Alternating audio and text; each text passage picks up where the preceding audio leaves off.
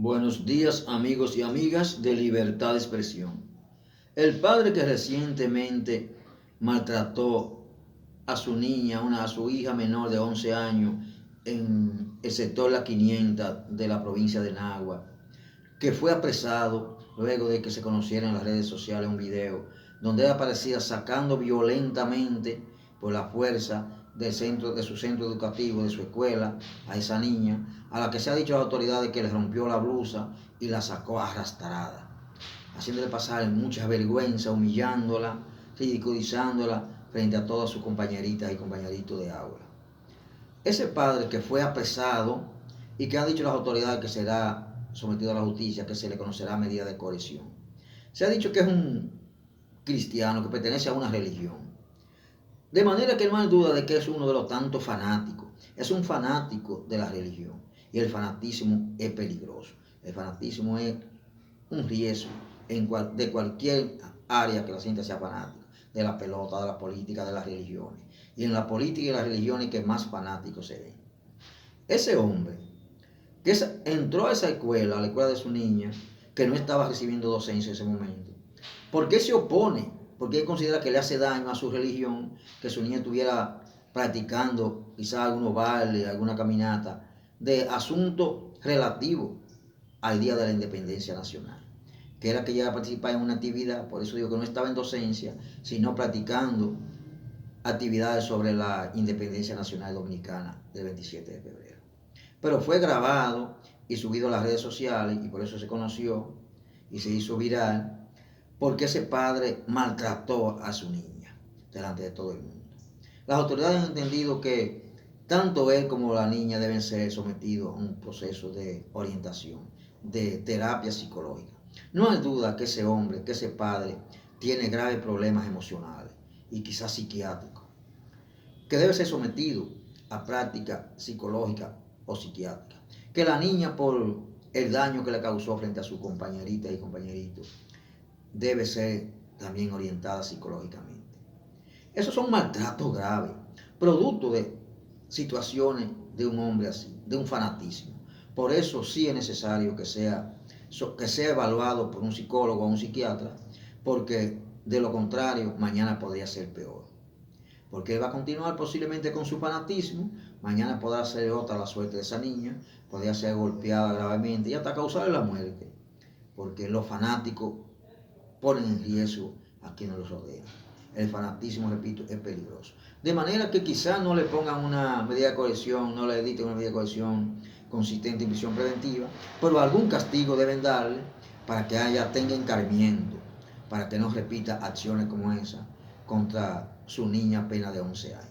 Eso es grave y esos daños deben ser resarcidos para que esa niña se sienta en confianza, no sufra bullying de algunos compañeros y vuelva a estar en su escuela de manera estable. Pero debe ser castigado. Señores, la ONU, las Naciones Unidas han informado que sigue entrando grande cantidad de armas de alto calibre, armas de guerra, a Haití, que la trafican desde Miami, de Estados Unidos. Estados Unidos es la sede, es la cabeza de la ONU, de las Naciones Unidas. Ellos deben tomar acciones.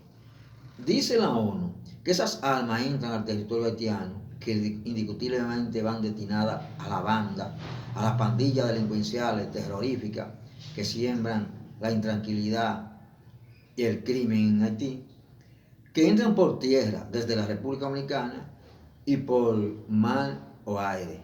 O sea, tienen dos vías, sobre todo vía aérea o vía terrestre, desde la República Dominicana. De manera que ese es un riesgo incluso para la República Dominicana. Eso es grave. Se deben tomar acciones contundentes. Esas armas van destinadas, repito, a esa pandilla. Y son compradas, según se ha dicho, a costo muy bajo en Estados Unidos y la venden a precio muy alto allá. La pandilla tiene mucho dinero que lo consiguen del robo, del atraco, del secuestro. Hay quienes han dicho que muchas de esas armas las compran incluso a 500, 600 dólares y que la venden a 8 de 10 mil dólares en Haití a esos grupos criminales. Porque es un tráfico donde dice la ONU que participa parte de la diáspora haitiana residente en Estados Unidos, sobre todo en Miami, para llevar esas armas, ese tráfico de armas hacia el territorio haitiano. Ya está bueno, la ONU debe ir en auxilio real, no con los anuncios que se han hecho, de esa empobrecida población haitiana que sufre en la embestida de hace años, de la insalubridad, de la miseria y en los últimos tiempos el terror, la desesperación, la inseguridad ciudadana implantado allí por la banda que son quien en la práctica gobiernan esa población. No hay un gobierno, no hay una policía capaz de enfrentar el poder del terror que siembran esa pandilla inhumana, despiadada, criminales que hoy gobiernan Haití. Realmente son ellos quienes en la práctica gobiernan. De manera que ojalá la ONU se deje de anuncios y de denunciar esa práctica criminal y vayan y tomen medidas, no invadiendo, tomando medidas serias para combatir la pandilla, sin que eso signifique una intervención militar. Pero tienen fórmula. La ONU es la ONU y debe demostrar que deben estar para algo que sea más que para justificar guerra a pueblos latinoamericanos y del mundo como lo han hecho históricamente. Gustavo Petro, el excelente presidente colombiano Gustavo Petro, está en una situación no difícil, pero sí que pero la está enfrentando como un hombre probado de seriedad, de capacidad, un hombre que tiene grandes experiencias políticas, fue alcalde de Bogotá, fue diputado, fue senador.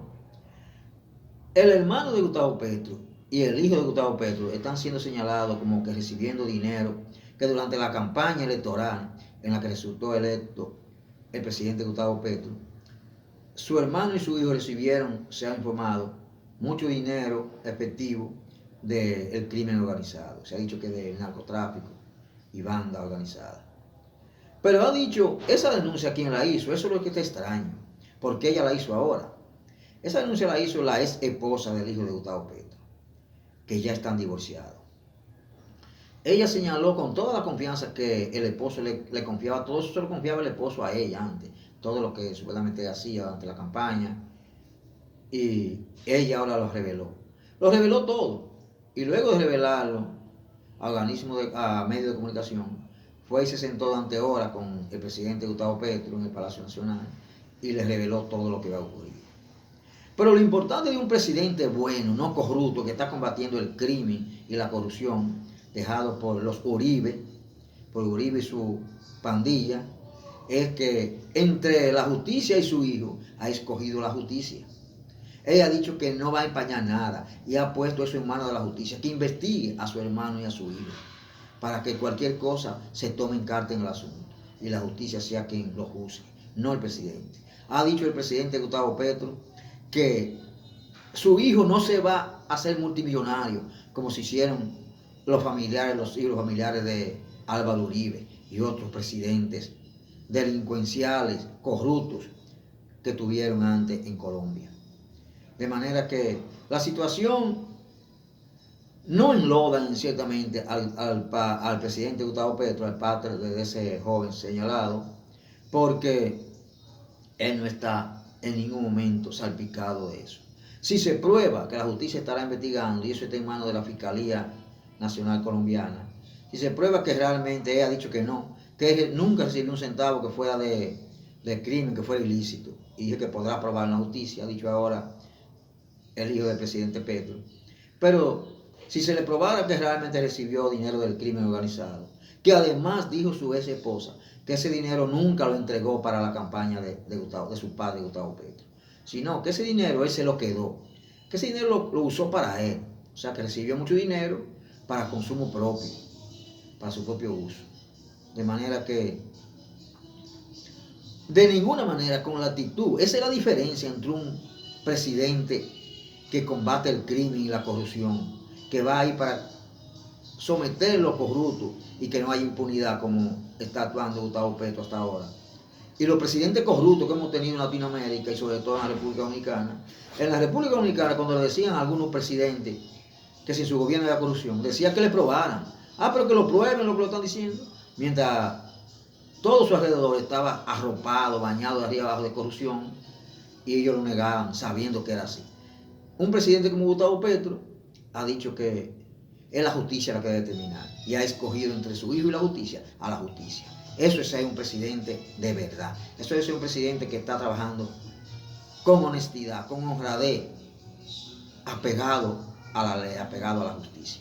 De manera que sabemos que el presidente Gustavo Petro saldrá bien parado de esto porque él no está enlodado en la situación que están señalando a su hijo y que la Fiscalía colombiana está apoderada de ella.